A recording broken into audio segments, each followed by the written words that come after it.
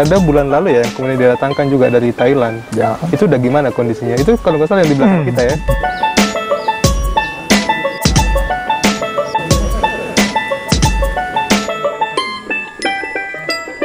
Nah, ini mungkin ya turis sangat khusus.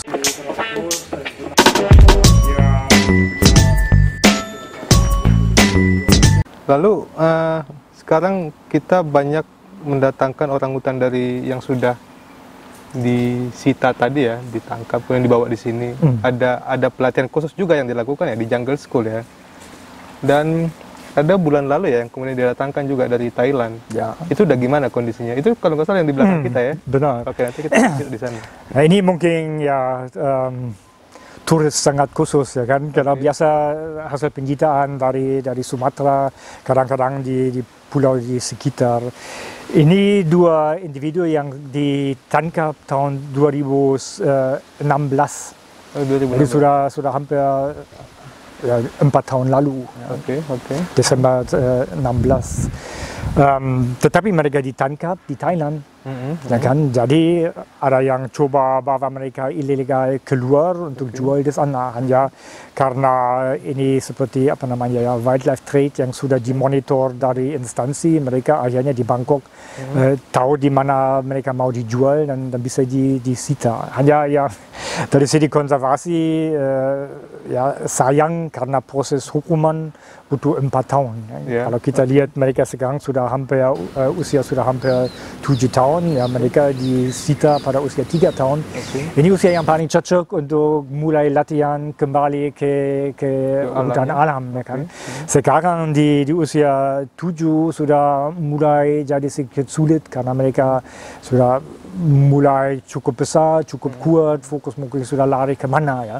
Hanya karena kami lihat mereka sangat jinak dan tidak sulit untuk interaksi dengan mereka. Mudah-mudahan ada kemungkinan masih bisa dan bisa berhasil, tetapi karena mereka mungkin sudah 5 tahun dilihara dari manusia, risiko sangat tinggi. Mereka sudah ya fokus mereka sudah lari dari hutan ke manusia, ya kan?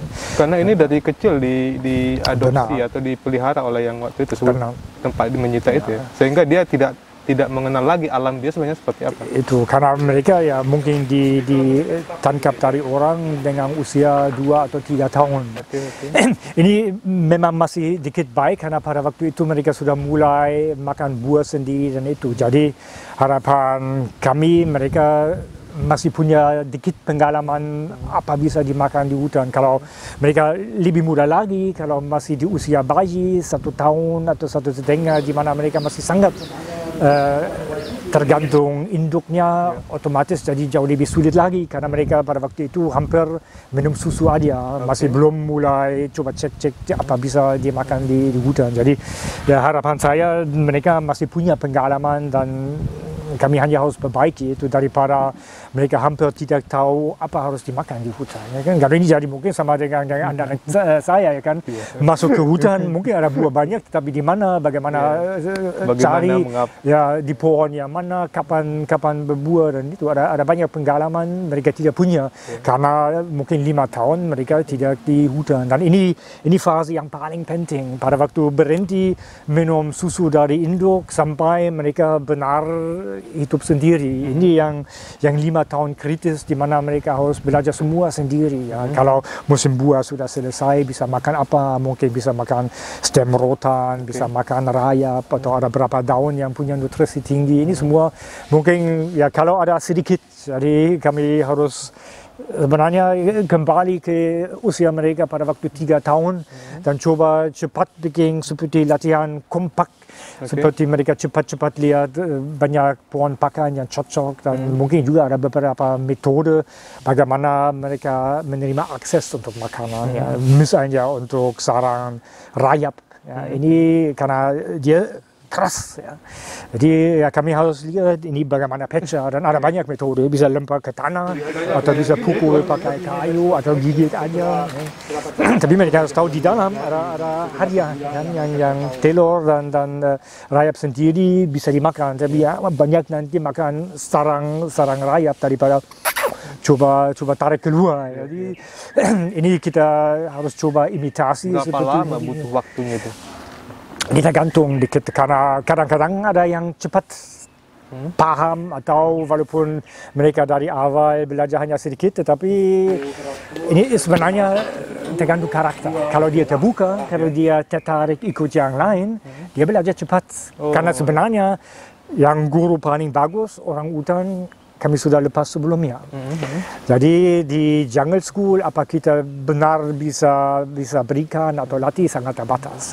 Tapi karena sudah ada orang hutan yang pintar, kita lepas berapa tahun lalu, kami coba bergabung. Jadi mereka nanti ikut aja dan imitasi. Kalau ini tidak jadi, kami harus bawa ke pohon pakai buah pakan. Dan kalau biasa ya trial and error, mereka coba cocok makan. Ya. Tapi ini lebih sulit daripada ada seperti guru orang hutan sendiri. Ya kan? Ini kami punya beberapa orang hutan yang cukup toleran. Mereka tidak rasa diganggu. Ini jadi ikon. Kami coba stempel 1 atau 2 orang hutan muda yang baru mulai belajar. Ini jadi orang hutan, jadi guru orang hutan. Dan itu bisa diterapkan? Ini bisa terap dan lucu karena dari awal kami punya satu jantan namanya Waikiki. Walaupun dia jantan dan walaupun orang hutan kami coba bergabung sama dia, bukan anak atau apa, dia mau bantu, dia mau ikut, dia bikin saran, tidak masalah yang kecil tidur sama dia. Dia bertumbuh buah, dia siap untuk berbisa. Dan yang paling menarik karena biasa kalau induk gerak di kanopi, antara kanopi dan kanopi mereka harus bikin jembatan. Jadi pakai satu kaki, pakai satu tangan, mereka tahan yang pohonnya dan ke targetnya mereka nanti pakai kaki. Kalau kaki sama dengan tangan, dia ambil cabang dari pohon lain, ambil yang lain, dan orang hutan kecil naik lewat dia jadi jembatan hidup. Ini trik dari induknya, tetapi kalau ada jantan remaja dengan orang hutan yang tidak keluarga dia, tidak punya nyambungan, ini luar biasa. Tapi dia jadi ikon benarnya, dia jadi guru utama kami punya pada waktu itu. Ini luar biasa. Tetapi ya kadang-kadang seperti itu, mereka mau share makanan atau apa ya. Seminimal kalau mereka tidak rasa diganggu dan yang lain bisa ikut walaupun mungkin tidak dibantu aktif, tapi seminimal lihat dia makan apa, coba juga. Kan? Ini kalau dengan sistem itu mereka belajar sangat cepat. Dan itu menjadi lebih mudah ya, jauh lebih mudah. Mudah banget. Kalau kami malas untuk naik pohon, ya kan, untuk kasih tahu apalagi untuk bikin saran, ya kami terlalu berat. Tapi orang hutan yang sudah tahu, dia tahu ini bengkok cabang kecil, ya, duduk di atas. Kalau bengkok aja dipeng kembali, ya kan. Trik yang bengkok dari luar duduk di atas. Ini kalau sudah lengkap, tidur aja. Oke. Dan ini karena penting dan ini jadi satu kriteria sebelum kami berani lepas tangan, mereka tidak bisa tidur di tanah karena di Sumatera predator utama harimau. Kalau mereka tidur di tanah, risiko mereka nanti mati tinggi. Jadi yang kriteria pertama mereka harus bisa di pohon hidup. Ya, harus tidur di atas pohon dan paling baik kalau ada sarang. Ya kan? Kalau kadang-kadang mereka tidur di cabang bisa, tetapi tidak senyaman seperti ada sarang. Dan yang benar liar bikin sarang. Kemudian bagaimana kemudian arti penting konservasi orang hutan ini bagi ekosistem di Jawa? Kalau misalnya aku bicara dulu ketika dengan teman-teman pecinta yang menangani harimau, misalnya bahwa harimau akan berpengaruh besar kepada ketersediaan air. Kalau orang hutan akan seperti apa sih? Apa fungsinya kemudian untuk ekosistem kita?